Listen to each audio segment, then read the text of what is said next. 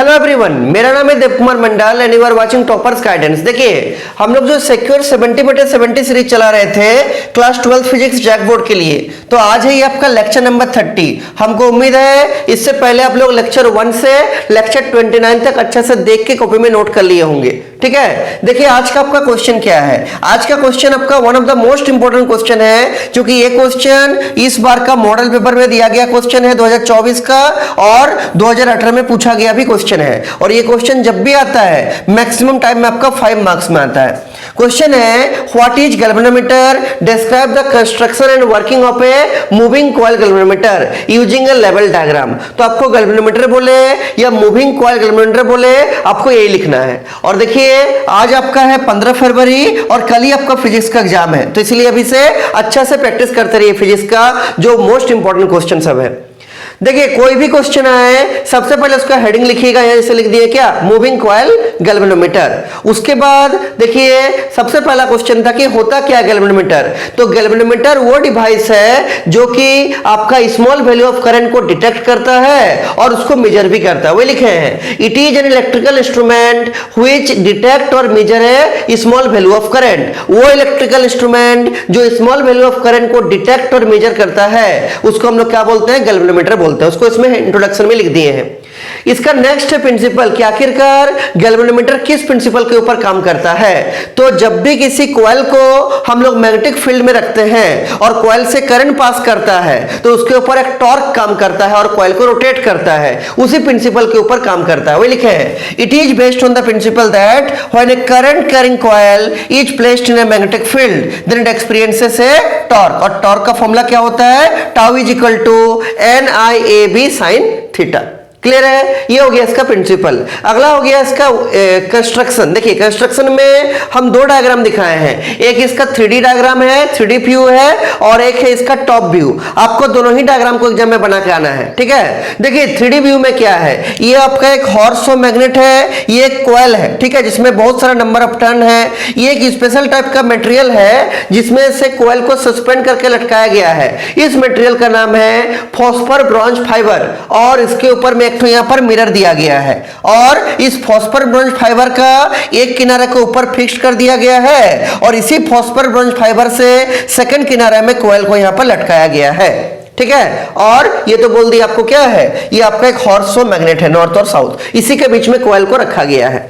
और इसका top view में भी वही दिखाया गया ऊपर से, और इसमें दिखाया गया कि ये आपका रेडियल फील्ड लाइन सब जा रहा है। रेडियल फील्ड लाइन का मतलब ऐसा फील्ड लाइन जो अलोंग द रेडियस काम करता है। क्लियर है। अब देखिए उसी के बारे में यहां पर पूरा एज इट इज लिखे हैं। क्या देखिए, it consist of A coil having large number of turns. ये जो मूविंग कॉइल गैल्वेनोमीटर में जो कॉइल होता है उसमें बहुत सारा नंबर ऑफ टर्न्स होता है। ऑफ किसका बना हुआ, insulated copper wire, which is जिसको लपेटा जाता है, which is on A rectangular metallic frame, जिसको एक रेक्टेंगुलर मेटेलिक फ्रेम के ऊपर लपेटा गया है, जिसको आप ऊपर का डायग्राम में अच्छा से यहां पर देख सकते हैं।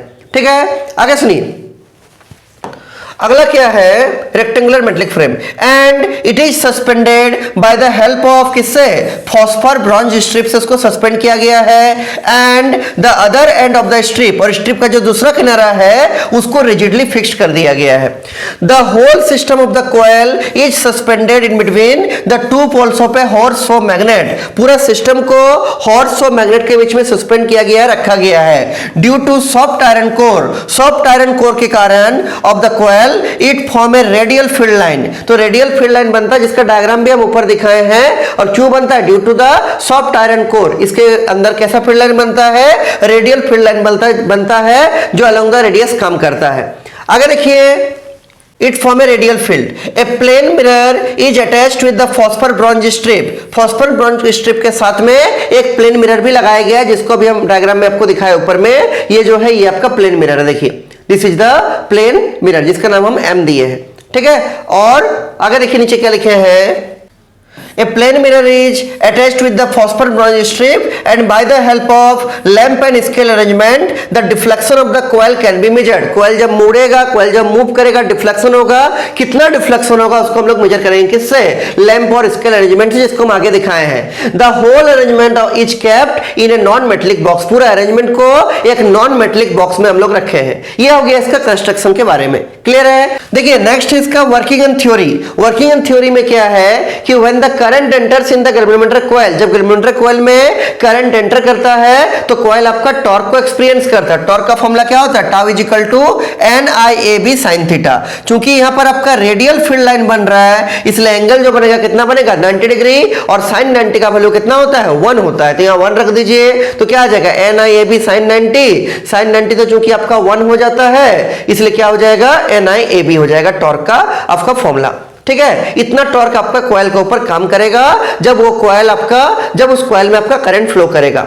अगर एक लिखे हैं क्या कि इस टॉर्क के कारण आपका कॉइल रोटेट करेगा. Due to this torque the coil starts rotating and phosphor bronze strip get twisted. और जैसे ही कॉइल रोटेट करेगा, कॉइल घूमेगा, ये जो फॉस्फर ब्रॉन्ज का स्ट्रिप है उसमें ट्विस्ट आएगा, वो मुड़ेगा.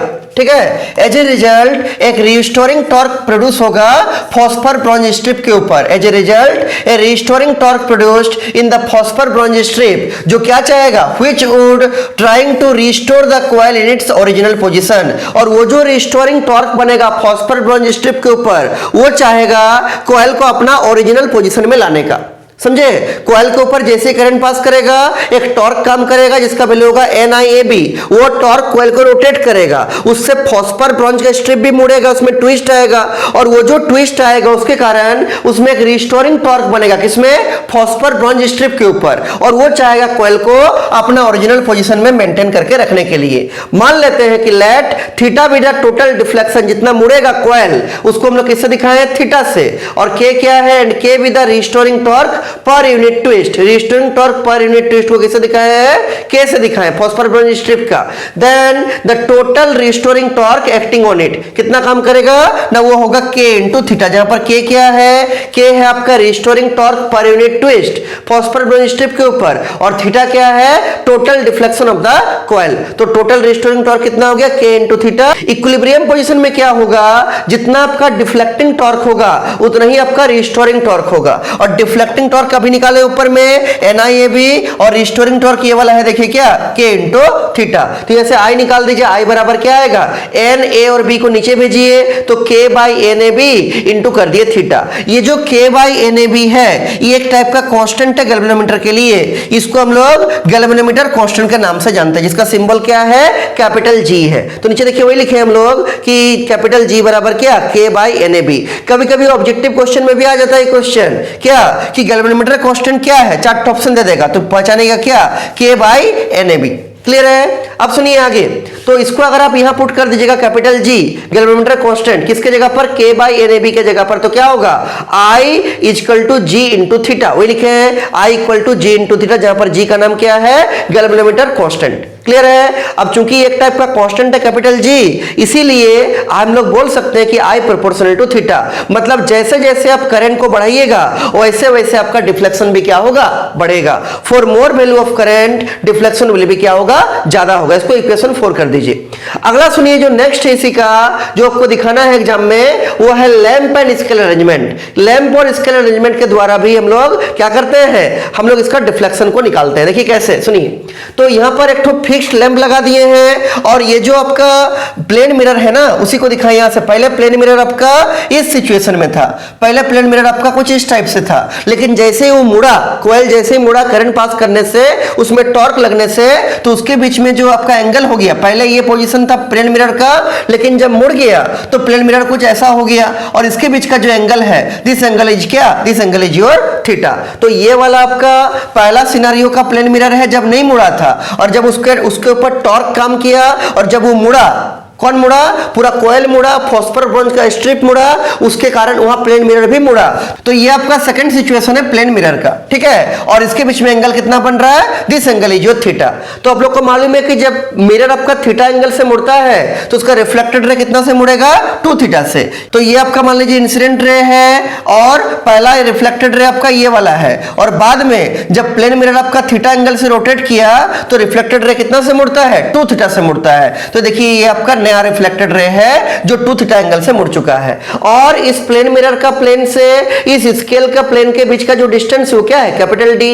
तो यहां अगर कैपिटल डी है तो यहां से भी यहां तक कितना डिस्टेंस होगा? This is also your capital D. और ये पहला रिफ्लेक्टेड रे है, ये दूसरा रिफ्लेक्टेड रे है, इसके बीच का डिस्टेंस दिखा है स्मॉल डी से।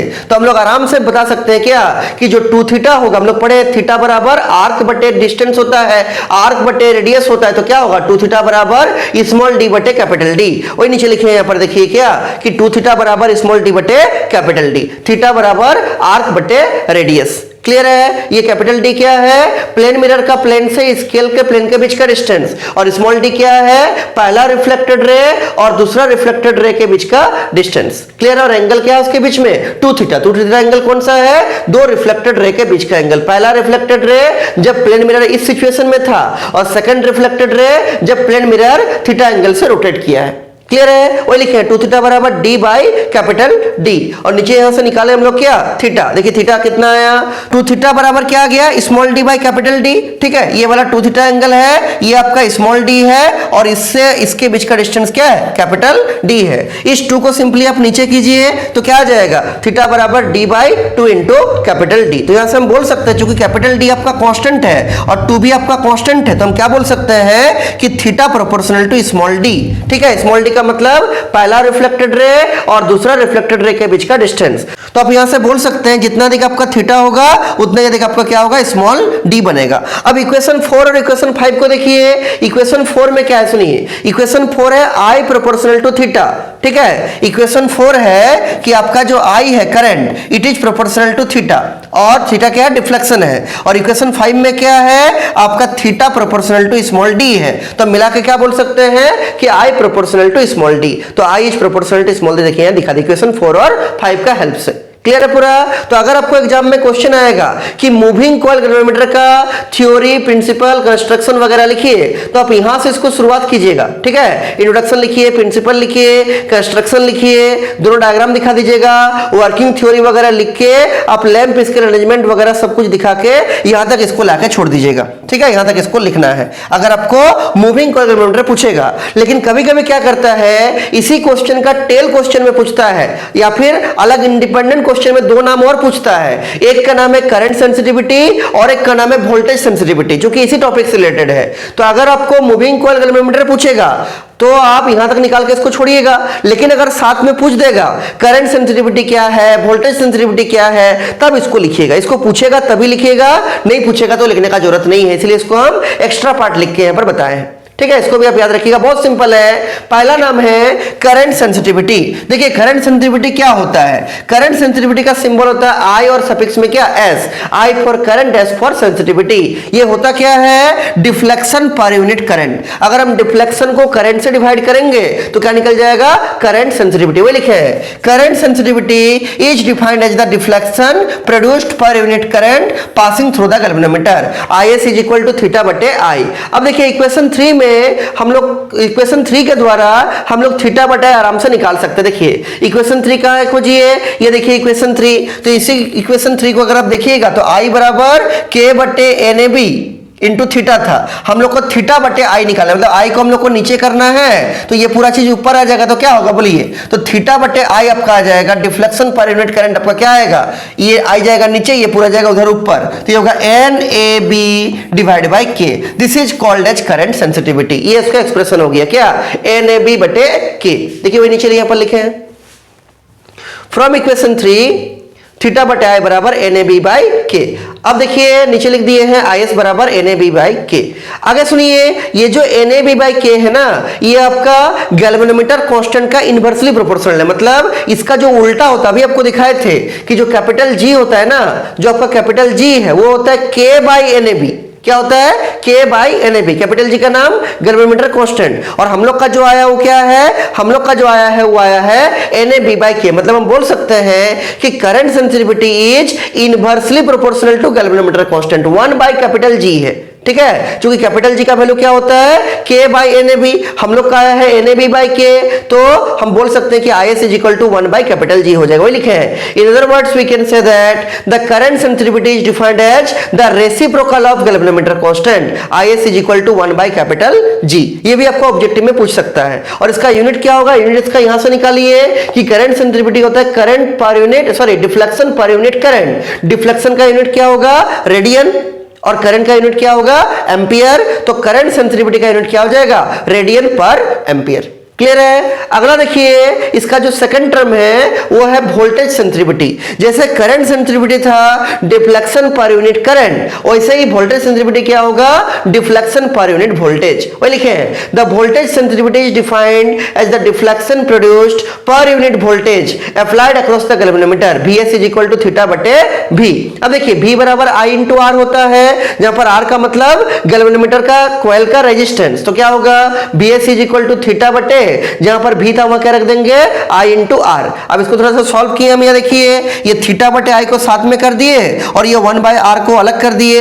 अब ये थीटा बटे I क्या है, डिफ्लेक्शन पर यूनिट करंट, डिफ्लेक्शन पर unit current is called current sensitivity. अभी आपको दिखाए थे IS, इसका वैल्यू भी हम लोग के पास मालूम है क्या, NAB बटे K, तो रख देंगे क्या, VS के जगह पर NAB बटे K और मल्टीप्लाइड विद क्या हो जाएगा, 1 बटे R हो जाएगा। ठीक है, और यहां सजा के इसको लिख दिए हैं, और इक्वेशन 6 का यूज करते हुए क्या लिखे, यूजिंग इक्वेशन 6 इन इक्वेशन 8, इसमें इक्वेशन 6 को यूज करते हुए सिंपल सा मतलब IS का वैल्यू को रख दिए। IS मतलब करंट सेंसिटिविटी, तो क्या आ गया, NAB बटे K IS के जगह पर आ गया, और ये जो मल्टीप्लाई था 1 बटे R, उसके जगह 1 बटे R ही आपका रह गया। तो क्या आ गया, BS is equal to NAB बटे K इंटू R। अच्छा, इसका यूनिट क्या होगा देख लीजिए, तो डिफ्लेक्शन पर यूनिट वोल्टेज था, तो डिफ्लेक्शन का यूनिट क्या होगा, रेडियन, एंगल है, और वोल्टेज का यूनिट क्या होगा, वोल्ट। इसका मतलब वोल्टेज सेंसिटिविटी का यूनिट क्या हो जाएगा, रेडियन पर वोल्ट। याद रहेगा।